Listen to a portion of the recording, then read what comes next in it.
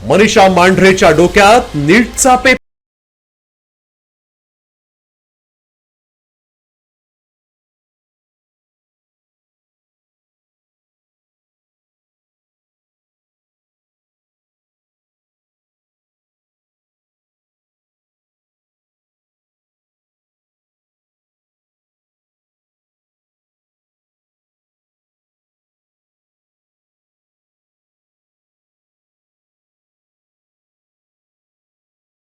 रोज नवनवे धक्कादायक खुलासे समोर येत आहेत.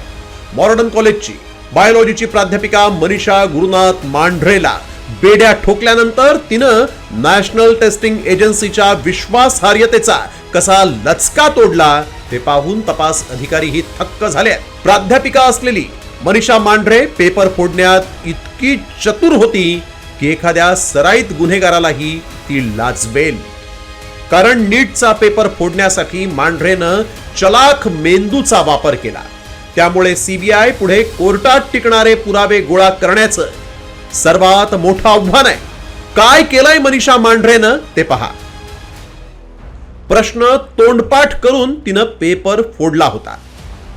विद्यार्थ्यांना तिनं थेट सर्व प्रश्न वहीमध्ये लिहून दिले. तसंच पेपर मधील प्रश्न हे पुस्तकामध्ये मार्किंगही करून दिले. हे सगळे प्रश्न तिनं विशेष कोचिंग सत्रामध्ये विद्यार्थ्यांना पुरवले.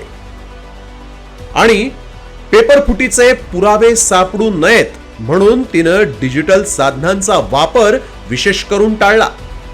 गेल्या 25 वर्षांचा प्रदीर्घ अनुभव पाठीशी असल्यानं मनीषा मांढरेला अभ्यासक्रमातले प्रश्न लिहून ठेवण्याची गरजच भासली नाही. पुण्यातील आपल्या घरी ब्युटी पार्लर चालक मनीषा वाघमारेच्या मदतीनं तिनं निवडक विद्यार्थ्यांसाठी छुपे क्लास घेतले होते. तिथं विद्यार्थ्यांना काही प्रश्न वहीत लिहून घ्यायला लावले तर काही पुस्तकात टिकमार्क करून दिले. आणि धक्कादायक बाब म्हणजे नेमके तेच प्रश्न नीटच्या मुख्य परीक्षेत आले. त्यामुळे डिजिटल पुराव्यांशिवाय सीबीआय आता मांढरेच्या स्मरणशक्तीच्या बळावर केलेल्या या गुन्ह्याचा पर्दाफाश कसा करणार याकडे आता देशाचं लक्ष लागून राहिलंय. ब्युरो रिपोर्ट, साम टीव्ही न्यूज.